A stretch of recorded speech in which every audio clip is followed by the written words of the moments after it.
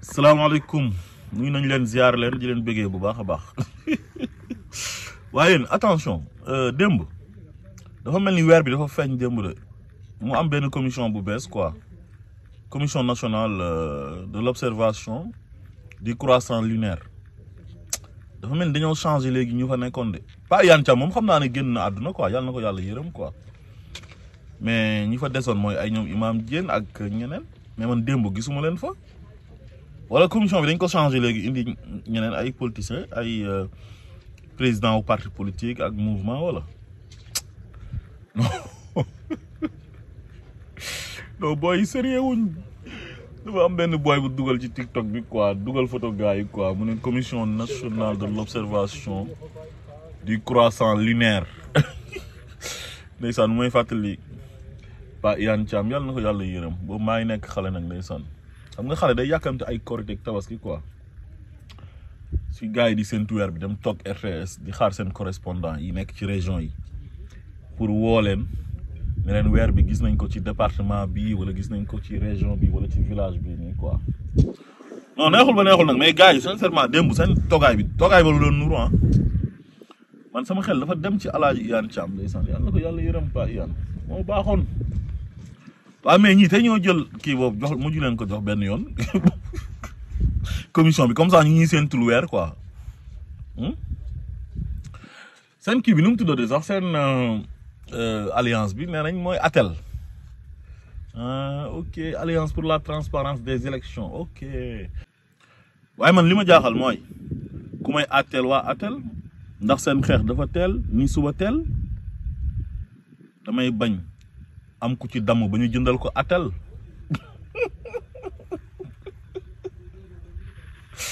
non c'est du jamais vu li neex na quoi nee nañ seen alliance bi mat na 100 partis quoi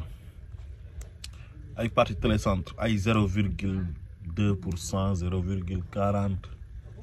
ay 1, nangam pour cent man de ñooñu laa fa gis démb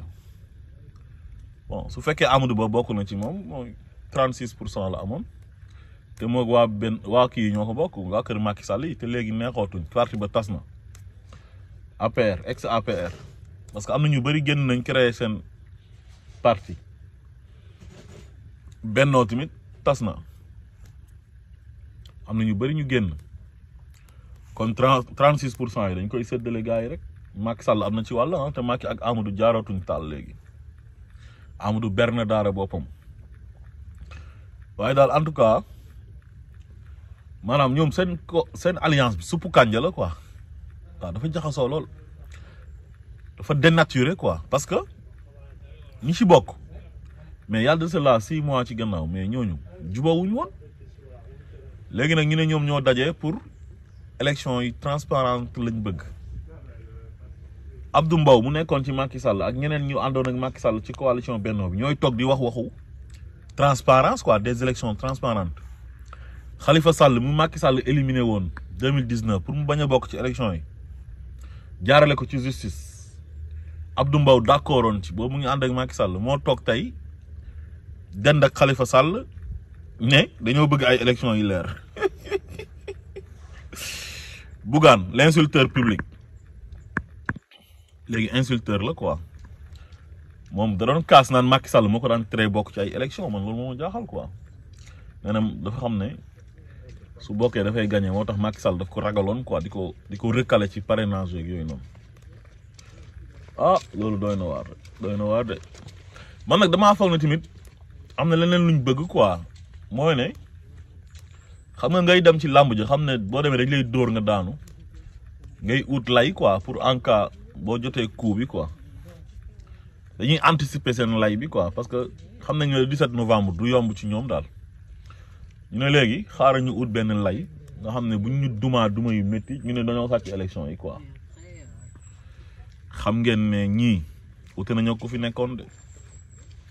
ki fi nekkoon yore DG Macky Sall ku ko neex bokk ci élection yi ku ko neexul doo bokk di créer ay liste parallèle am moom moo ko waxal boppam ci élection législative yi 2017 yi ak locale yi amoon ci 2022 moom moo waxoon ne moom am na ay liste yoo xamante ni listam la woon moo ko créé woon ba lim ay dëkk ay Kolda ak ñiibeeg fu ne xam nga ne kooku ute na ak ñi de ñii lu ñu def jalgati wuñ benn yoon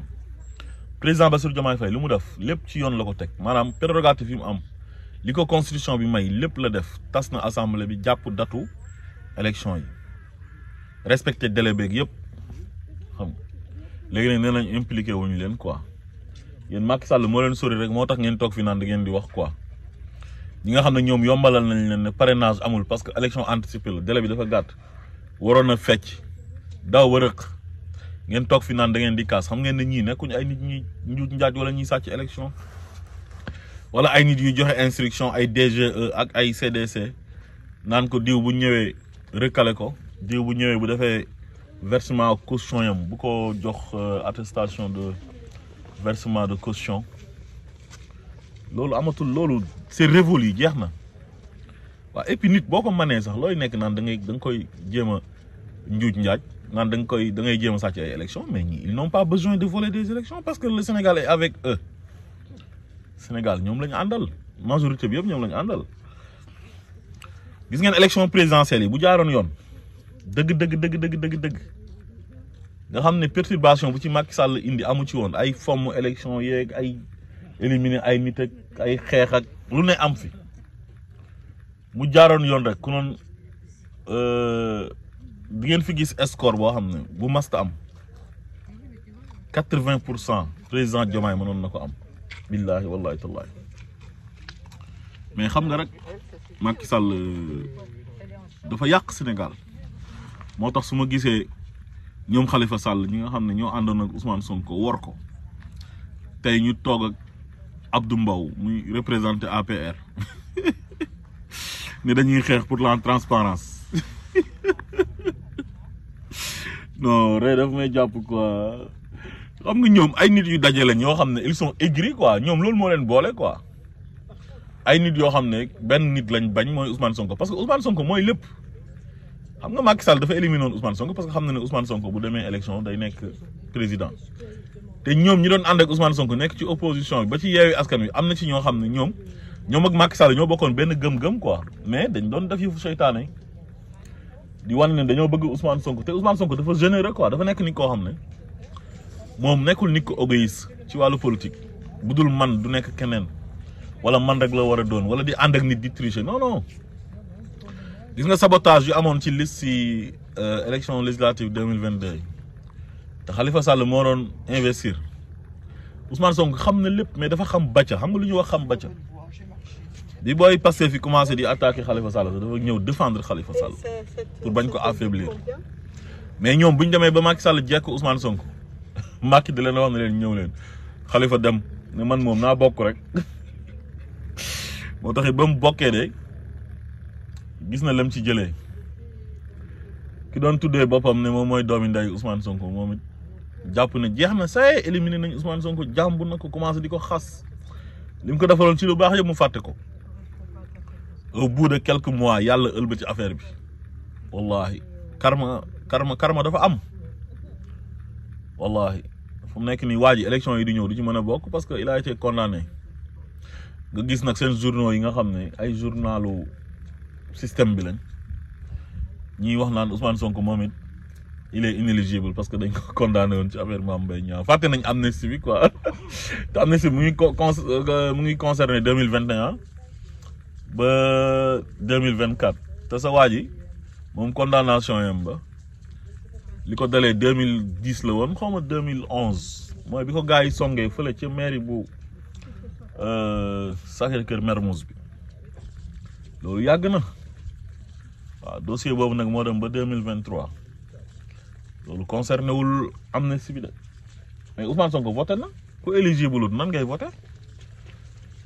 moo tax nañu ñaan yàlla rek am majorité assemblée nationale te am nañ ci yaakaar dindi loi yi bon yu Macky Sall defoon yëpp pour recaler nit ñi pour jaxase carte bi pour mën fay toog yàgg fi c'était des lois liberticides